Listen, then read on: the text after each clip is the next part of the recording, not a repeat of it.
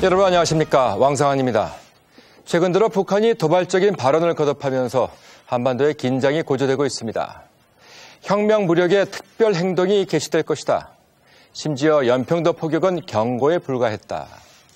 자, 이 정도면 표현 수위가 단순한 비방 수준을 넘어선 것으로 보입니다. 특히 외신 보도를 보면 3차 핵실험설까지 나오고 있어 한반도 안보 환경에 국제적인 이목이 집중이 되고 있는데요. 그래서는 생방송 심야 토론에서는 북한의 이런 위협을 어떻게 판단하고 또 어떻게 대처해야 할 것인지 여러분과 함께 진지하게 고민해 보도록 하겠습니다. 오늘 토론을 위해서 전문가 네 분 모셨습니다. 안녕하십니까? 네, 안녕하십니까. 또는 방청석에는 인터넷을 통해서 참여를 희망하신 방청 여러분들과 특별히 대학원에서 정치학 등을 전공하고 있는 분들 초대했습니다. 모쪼록 오늘 토론에 많은 활약 기대하겠습니다.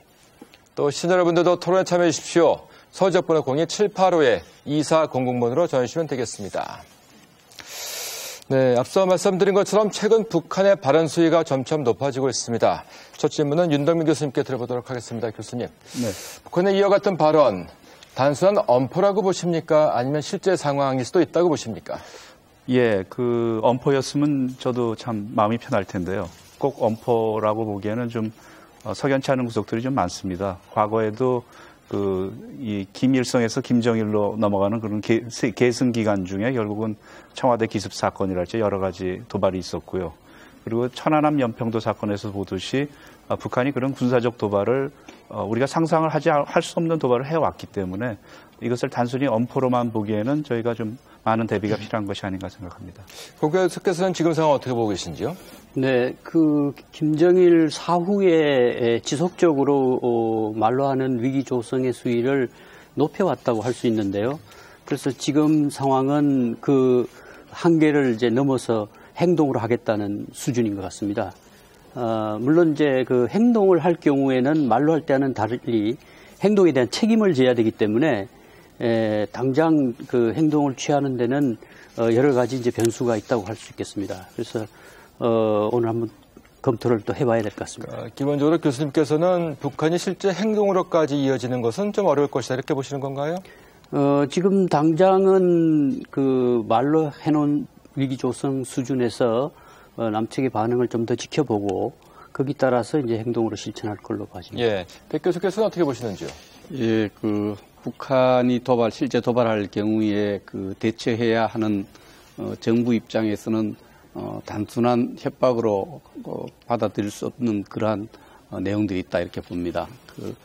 도발에 사용할 어떤 특정한 무기 체계를 암시했고요. 또 도발 대상을 적시했고 이런 부분들은 실제 도발할 가능성이 좀 높은 쪽으로 해석할 수밖에 없고 대비할 수밖에 없다 생각합니다. 특히 지난 2010년에 연평도 도발할 경우에도 오전에 도발을 예고하고 오후에 도발을 한 적도 있고 여러 차례 도발을 예고하고 실제 도발한 경우가 많기 때문에 그런 실제 도발할 가능성을 평상시보다 높게 보고 거기에 대처를 해야 된다고 그렇게 생각을 합니다. 무기 체계와 대상을 암시했다 이렇게 말씀하셨는데요. 어떤 내용인지요? 예, 23일 날 최고사령부의 특별작전 행동 소조라는 단체 명의로 물론 최고사령부의 위임을 받아 이런 표현을 썼습니다만은 3 내지 4초 안에 서울의 중심적인 어떤 우리 정부 시설과 또 주요 언론 시설을 초토화시키겠다는 엄청난 내용으로 협박을 했죠. 이런 부분 이전에도 그와 비슷하게 서울 불바다 발언도 있었고 최고사령부가 또 여러 차례 전투준비 태세 명령 내고 실제로 안 한 경우도 많습니다만은 근본의 경우에는 앞서 윤덕민 교수가 얘기했듯이 국내 정치적인 상황과 여러 가지를 고려해 볼 때 실제 도발할 가능성이 좀 높다 이렇게 볼 수 있습니다. 네, 김건식 교수께서는 어떻게 보시는지요? 네, 다들 우려하는 것처럼 이번에 나온 이 내용은 굉장히 구체적인 내용을 담고 있기 때문에 또 북한이 그동안 빈말